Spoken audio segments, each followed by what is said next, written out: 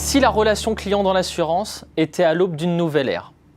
La digitalisation et l'automatisation sont en tout cas au cœur d'un profond renouvellement des dispositifs relationnels selon la dernière étude Xerfi Precepta. Outils de self-care, chatbot ou encore blockchain, voilà quelques exemples des changements à l'œuvre. Les attentes d'omnicanalité, l'optimisation des process et la menace de nouveaux entrants imposent en effet une course permanente au dépassement des standards de l'expérience client sur le marché. Pour les acteurs du monde de l'assurance, de nouvelles opportunités s'ouvrent pour améliorer et enrichir, voire pour transformer la nature même du lien vers davantage d'accompagnement. Reste que greffer les nouveaux canaux aux dispositifs existants est un cap complexe. Les parcours clients fluides et sans couture supposent en effet une vision à 360 degrés des clients et des canaux interconnectés alimentant une base de données unique. En clair, chaque nouvelle information concernant le client doit être transmise en temps réel à tous les canaux. Or, les acteurs capables de se prévaloir de tels parcours sont aujourd'hui peu nombreux. En réalité, la maîtrise de la relation client est au cœur d'une bataille technologique.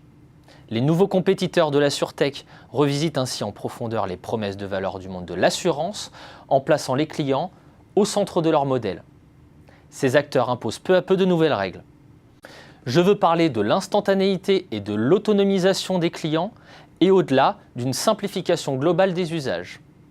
Mais avec le numérique et l'Internet des objets, le champ de la maîtrise de la relation client s'élargit.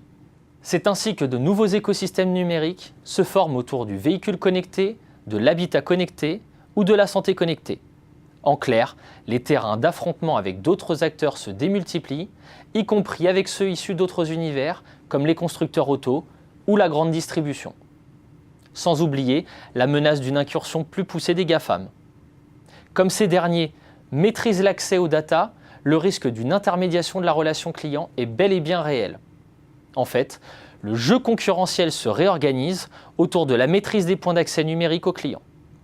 Dans ce contexte, quelle riposte les opérateurs historiques peuvent-ils imaginer?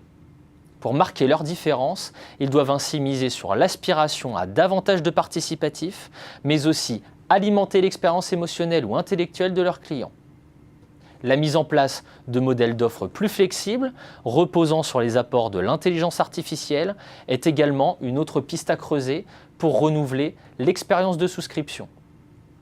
Investir dans les data et l'IA est aussi une voie à suivre pour améliorer la gestion des sinistres et les prévenir. Quant aux réseaux sociaux, les compagnies d'assurance poussent les agents généraux et les courtiers à les investir pour enrichir la relation avec leurs clients, mais aussi pour toucher de nouveaux prospects. Pour renforcer le lien affinitaire, les réseaux sans intermédiaire comme les mutuelles et les banques assureurs peuvent pour leur part compter sur l'IA au service d'une relation augmentée et personnalisée. Bref, les acteurs traditionnels de l'assurance ont tout à gagner de la technologie à condition d'en faire un outil au service de leurs atouts historiques.